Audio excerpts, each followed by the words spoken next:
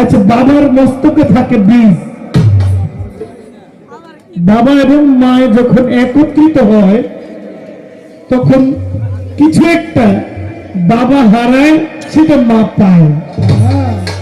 ঠিক না? ঠিক ঠিক। এটা ভালোই বুঝেন।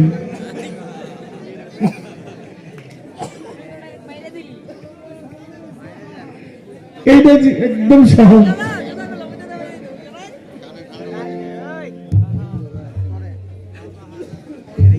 যদি মানুষের জন্ম নাপাক থেকে হয়, আমি আবারও বলছি, আমি জহির পাগলা হয়ে নয়, আমি আপনাদের মতো একজন শ্রোতা হয়ে বলছি, তাহলে নাপাকটা আমার বাবার মাথায় নিয়ে ধরে, ঠিক না? তাহলে আমার বাবা নাপাক, তো বাবাকে বাবা কোথায় পাইলো? বাবা পাইলো বাবার বাবার কাছ থেকে পুত্রধন। তাহলে আমার দাদাই নাপাক। তো দাদা পাইলো কার কাছ থেকে? দাদার বাবার কাছ থেকে, আমার বড় বাবার কাছ থেকে পুত্রধন। তাহলে আমার বড় বাবার নাপাক, তাহলে আমার বংশ 14 গোষ্ঠী নাপাক, নাপাকের গোষ্ঠী।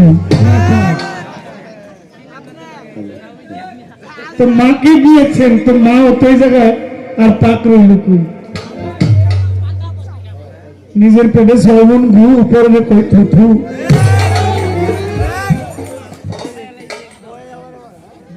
এই গুড়াগাড়া, এই গুড়াগাড়া, এই বাবা, মা, এই যে আপনারা প্লিজ পান খাবেন, খান, কথা বলবেন। শরীয়তের কোন জায়গায় খালি নাপাক করছেন? আপনি আমাকে একটু এই দলিলটা একটু দিবেন। প্রশ্নটা আপনি আমাকে করেছেন, এই প্রশ্নটা আমি আপনাকে রিপিট করলাম।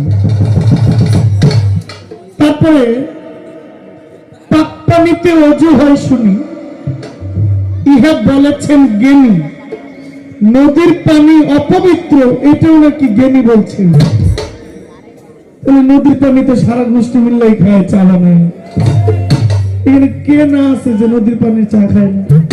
টিউবওয়েলের পানির চা সুন্দর হয় না, ভালো হয় না, কালার ভালো হয় না।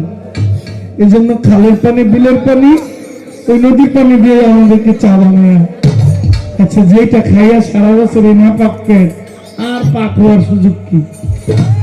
আমি বুঝে পাই না আল্লাহর সৃষ্টি জগতে না পাক কোনটা? কোনো কিছুই না পাক, কিন্তু